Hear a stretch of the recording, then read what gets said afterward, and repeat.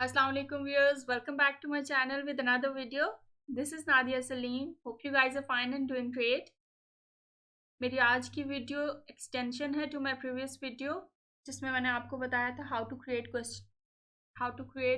Google forms. उसमें हमने questions formulate किए थे, फॉर्म्स किस तरह से बनता है ये देखा था। और आज हम देखेंगे कि उस पर हमें जो रिस्पॉन्सेज आते हैं वो किस तरह से हम उनकी समरी देख सकते हैं। तो जैसा कि आपके सामने स्क्रीन पे नज़र आ रहा है, इस साइड पे हमारे पास वो क्वेश्चंस हैं जो फॉर्मुलेट किए गए हैं और इस साइड पे रिस्पॉन्सेज आपको नज़र आएंगे अपने क्वेश्चनर पर। सबसे पहले हमें ऑन द होल समरी नज़र आ रही है कि हमारे हर रिस्पॉन्स के ऊपर, हर क्वेश्चन के ऊपर रिस्पॉन्स कैटेगरीज पे किस रिस्पॉन्स कैटेगरी के ऊपर कितने लोगों ने रिस्पॉन्ड किया। You can see age range में मैंने डिफरेंट कैटेगरीज दी थी, 10 to 25, 26 to 50 और अबव 50 के लोगों के लिए। तो मुझे 10 to 25 की एज रेंज में 148 लोगों ने रिस्पॉन्ड किया, 26 to 50 की एज रेंज में 128 एंड अबव 50 के 3 रिस्पॉन्डेंट्स थे। इसी तरह से हर रिस्पॉन्स कैटेगरी के ऊपर आपको बार चार्ट्स नज़र आ रहे हैं। ये बार्स हमें शो कर रही हैं कि कितने रिस्पॉन्डेंट्स, और बार के आखिर में हमें ये नंबर भी शो हुआ है और परसेंटेज भी शो हुई हुई है, कितने परसेंट लोगों ने रिस्पॉन्ड किया इस रिस्पॉन्स कैटेगरी के ऊपर।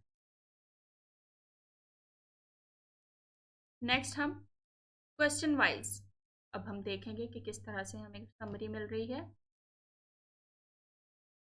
हमारे पास ये क्वेश्चन वाइज हमें समरी मिल रही है कि इस क्वेश्चन पर किस तरह से लोगों ने रिस्पॉन्ड किया। सबसे पहले हमारे पास एज रेंज है।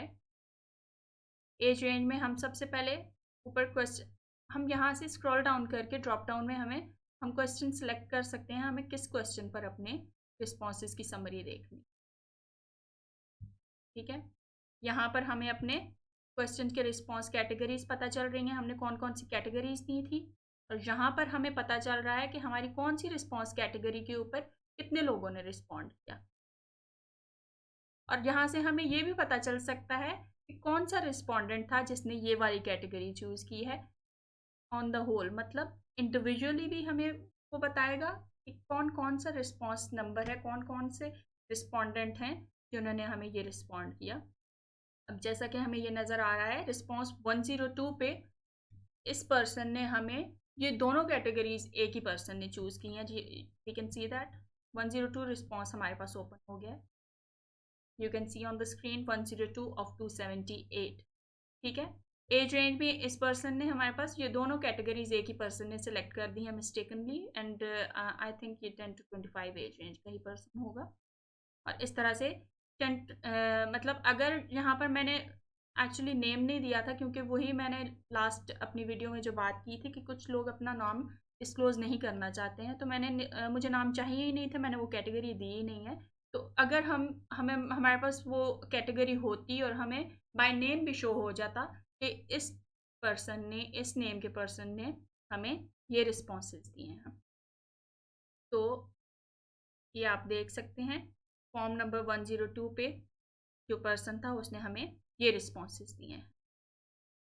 What I am trying to tell you is कि हमें हर बंदे का रिस्पॉन्स पता चल सकता है कि कौन से बंदे ने हमें क्या रिस्पॉन्स दिया है। इसी तरह से अगर हम दोबारा क्वेश्चंस पे जाते हैं, 147 रिस्पॉन्सेज 10 to 25 की एज रेंज पे हमें 147 रिस्पॉन्सेज मिले और हमें पता चल सकता है कि कौन से पर्सन ने हमें ये रिस्पॉन्स किया था। रिस्पॉन्स नंबर 7 है, रिस्पॉन्स 11, 13, 15, 16, 20, ये सारे जो मतलब रिस्पॉन्डेंट्स हैं ये सारे 10 to 25 एज रेंज के हैं। हमें 26 to 50 एज वाले रिस्पॉन्डेंट्स देखने हैं, तो 128 रिस्पॉन्सेज हैं, और ये वाले जो सारे लोग हैं 4, 5, 6, 8, 9, 10, 12, ये सारे हमारे जो रिस्पॉन्डेंट्स हैं ये 26 to 50 की एज रेंज में आते हैं।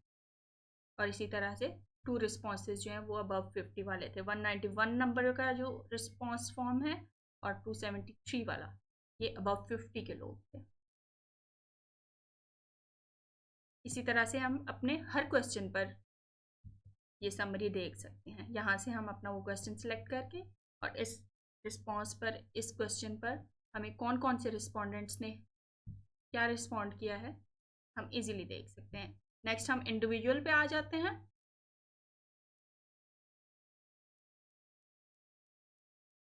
इंडिविजुअली अब यहाँ पर हमें पता चल रहा है रिस्पॉन्स नंबर 102 जो था उसने हमें ये रिस्पॉन्ड किया कि पूरा फॉर्म हमारे सामने आ गया है। रिस्पॉन्स नंबर लेट्स से 92 है, उसके जो रिस्पॉन्सेज है ये हमारे पास आ गए। So this is how we can see the summary of the responses we got from the respondents. यहाँ से आपको नज़र आ रहा होगा नॉट एक्सेप्टिंग रिस्पॉन्सेज। यहाँ से हम जब हमारे टारगेट अचीव हो जाता है, हमें जितने रिस्पोंडेंट्स चाहिए होते हैं, हमारा डाटा कंप्लीट हो जाता है जितना हमें डाटा चाहिए होता है, तो हम यहाँ से अपने रिस्पॉन्सेज को नॉट एक्सेप्ट कर सकते हैं। यहाँ पर जब हम इसको डीसेलेक्ट करेंगे तो हम रिस्पॉन्स एक्सेप्ट करना बंद हो जाएंगे, मतलब हमें इस पर मज़ीद रिस्पॉन्सेज नहीं मिलेंगे।